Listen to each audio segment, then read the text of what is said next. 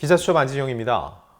오늘은 이 박수홍 씨와 친형 간의 분쟁, 향후 어떻게 흘러갈지를 하나하나 법률을 대입해서 한 번씩 짚어볼까 합니다.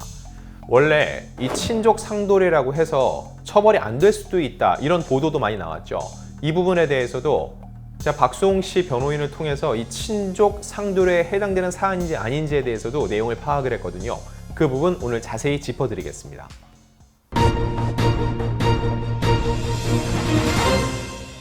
자, 일단 박수홍 씨가 지난 4월 5일 고소장을 제출했습니다. 주요 내용은 횡령이에요. 그러면 횡령이 실제로 일어났는지 안 일어났는지 아직은 모릅니다.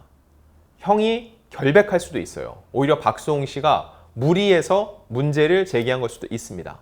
하지만 현재 시점에서 과연 이대로 진행이 됐을 때는 어떠한 결과를 초래할 수 있을지 미리 한번 체크를 해보려 하거든요. 첫 번째, 이 친족 상도례라는 얘기가 나왔습니다. 이 친족 상도례가 뭐냐면 친족 간의 범행과 고소예요. 직계 혈족, 배우자, 아내 말하는 거죠. 그리고 동거 친족, 동거 가족들은 그 배우자가 한 죄는 그 형을 면제한다. 두 번째, 이 경우 고소가 있어야지 공소를 제기할 수 있다. 자, 박수홍 씨는 형과 함께 살지 않았습니다. 동거 친족이나 동거 가족이 아니에요. 그래서 친족 상도례에는 적용이 되지 않습니다. 이 부분 확실하게 짚어드릴게요. 아직도 이 부분을 갖고 많이들 궁금해 하시는데, 일단 이 범위에 포함이 되지 않는다는 거. 그리고 두 번째, 이 피해가 횡령 같은 경우는요, 박수홍 씨 개인의 재산이 아니라 회사로 볼 수도 있다는 거예요. 그 경우에는요, 피해자가 박수홍 씨보다는 회사가 되는 거죠. 이 경우에도 당연히 법인과 개인의 싸움이기 때문에 친족 상도례가 적용이 안 됩니다. 여러모로 봤을 때 친족 상도례는 적용이 안 된다는 거죠. 자, 근데 두 번째 조항이 있었죠. 공소를 제기해야지만 된다. 이게 바로 친고죄예요. 결국 박수홍 씨가 소를 제기해야지 법으로 다툴 수 있다는 얘기죠. 그래서 어떻게 했나요? 박수홍 씨가 4월 5일 고소장을 제출을 했죠. 중요한 건 기간이에요. 6개월. 이 범죄 사실을 안 날로부터 6개월 이내에 문제를 제기해야지 되는 거죠. 이 6개월이 넘어가면은 어떻게 돼요? 더 이상 법으로 다툴 수가 없다는 얘기예요. 실제로 문제가 있다 손 치더라도요. 그런데 박수홍 씨의 변호인을 통해 확인해 본 결과 박수홍 씨가 이 문제를 인지한 시기가 11월, 지난해 11월 정도였다고 해요. 그럼 어떻게 돼요? 11월부터 12, 1, 2, 3, 4, 지금 4월이죠. 6개월 이내죠. 그러니 그 기간이 도래하지 않았기 때문에 이 소송은 제기가 될 수 있다는 겁니다. 결국 친족 상도례는 더 이상 이 사건에서 적용이 안 된다는 거 하나 먼저 짚어드립니다. 자, 그렇다면 지금 횡령으로 고소장을 제출했는데 향후 실제로 횡령이 일어났다면 어떤 처벌을 받게 될지를 체크를 해보겠습니다. 다시 한번 얘기하지만 횡령이 발생했다고 확정이 됐을 때 얘기입니다. 아예 적용이 안 될 수도 있다는 얘기예요. 자, 박수홍 씨 쪽에서는요, 지난 5년간만으로 약 50억 원 정도의 피해가 있다고 주장을 하고 있습니다. 자, 50억 원이죠. 이 경우 뭐에 해당이 되냐면 특정 경제범죄, 가중처벌 등에 관한 법률에 해당이 됩니다. 그게 뭐냐면 사기, 공갈, 배임, 횡령 등으로 인한 피해액이 5억 원 이상이면 3년 이상의 유기징역. 그런데 50억 원 이상일 경우 무기징역 또는 5년 이상의 유기징역으로 가중처벌이 된다는 거예요. 금액이 워낙 크기 때문에 이거는 일반적인 법으로 적용했을 때보다 더 많은 죄를 지었다고 볼 수 있다라는 의미죠. 결국 박수홍 씨의 주장대로 횡령액이 50억 이상이 인정이 되면은요, 최소가 5년이에요. 최소가 징역 5년. 그래도 가족이니까 감형이 될 가능성이 있을지에 대한 궁금증도 있죠. 대법원에서 이 특경을 적용을 했을 때 친족 상도례는 안 한다 이런 규정이 없대요. 결국 친족 상도례, 친족 간의 일을 할지언정 이 특경법은 충분히 적용이 된다는 얘기죠. 그러니 박수홍 씨가 이거에 대해서 처벌을 원한다는 입장을 유지하고 실제 횡령이 50억 이상 발생됐다는 게 입증이 되면 최소 5년 이상의 징역을 피할 수 없다는 얘기입니다. 형사적으로는 이렇게 돼요. 그러면은 박수홍 씨가 재산은 돌려받을 수 있나? 이걸 궁금해하죠. 이거는 결국 민사적으로 갈 수밖에 없어요. 민사재판을 통해서 그동안 벌어들인 돈에서 박수홍 씨의 몫을 가져와야 되는데 이게 개개인으로는 너무너무 힘들어요. 왜냐하면 실제 그 사람의 계좌를 임의로 들여다볼 수도 없고 제시하는 그 금액만 갖고 그게 사실이라고 믿어야 된다는 얘기죠. 결국은 법의 힘을 빌리게 되는 게 상대의 계좌 등 그 사람 명의로 된 재산을 전부 내역을 알아야 되는데 법을 통하지 않고는 이거를 합법적으로 볼 수가 없다는 얘기입니다. 개개인이 이걸 다 체크를 할 수는 없으니까요.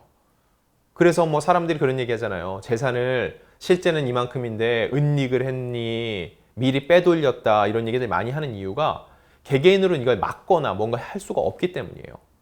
자, 근데 합의를 할 경우를 생각을 해봐야죠. 소송은 진행이 되고 있지만 합의에 이르렀다. 일단 박수홍 씨는요. 합의안을 제시를 했었고 7대3 피해보상 전혀 없이 그동안 양쪽에서 모은 모든 재산을 내놓고 그걸 7대3으로 나누자. 이거에 대해서는 형 쪽에서 받아들이지 않는 걸로 해서 결과적으로 소송이 진행이 된 거죠. 이게 경제범죄에 해당이 되잖아요. 결국은 이 피해 회복이 굉장히 중요합니다. 고소를 제기한 사람이 내가 이러이러한 나의 재산상의 피해를 입었어. 이거에 대해서 판단을 해줘 그랬는데 저쪽에서 합의를 했다는 얘기는 인정을 한 거죠. 내가 이만큼을 인정하고 이만큼은 돌려줄 테니까 합의를 보자.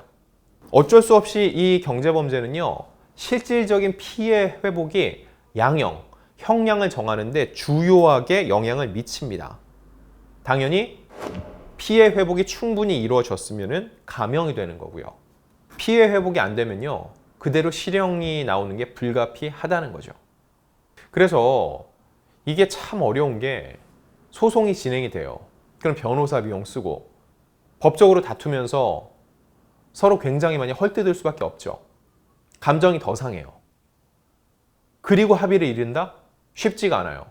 제가 지금 생각을 해보건데 여기서 만약에 형 쪽에서 원래 당신이 제시했던 합의한 대로 합의합시다. 지금 얘기해도 제가 볼 땐 박수홍 씨 쪽에서 쉽게 합의를 할까? 그러지 않을 거라는 생각이 들어요. 이 여기까지 오기 전에 합의를 했으면 모르겠는데 이미 진행이 되면은 결국은 법적으로 어떤 판단을 받아보겠다는 거죠. 반대로 법적 판단이 내려졌을 때 박수홍 쪽이 유리하게 나왔다. 그러면은 형 쪽이 더 급해져서 더 안 좋은 본인들한테 불리한 합의안을 제시할 수밖에 없는 거고 그 반대의 경우 형 쪽에 유리한 판단이 나왔다 했을 경우에는 박수홍 씨가 마음이 굉장히 급해질 수밖에 없습니다. 자, 그럼 여기서 하나의 사례를 또 들어볼게요. 무혐의 혹은 무죄가 나온다면요. 검찰 조사 단계에서 혐의 없음으로 기소를 안 해요, 형을. 혹은 검찰은 혐의 있다고 보고 기소를 해서 법원으로 갔습니다. 근데 법원에서 죄를 다투는데 무죄가 나와요. 여러분, 무혐의와 무죄는 달라요. 법원까지 가지 않으면 죄라는 표현을 쓰지 않아요. 무혐의로 끝나는 거죠. 근데 법원 판단까지 받아보면 무죄. 법원에서 무죄를 선고하는 거지 무혐의를 선고하는 경우는 없어요.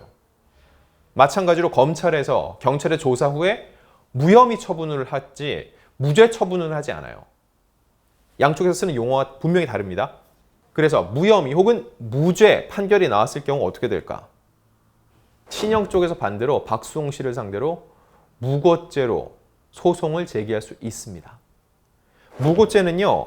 10년 이하의 징역 또는 1,500만 원 이하의 벌금으로 상당히 센 편이에요. 무고는 누군가를 굉장히 억울하게 만드는 일이거든요.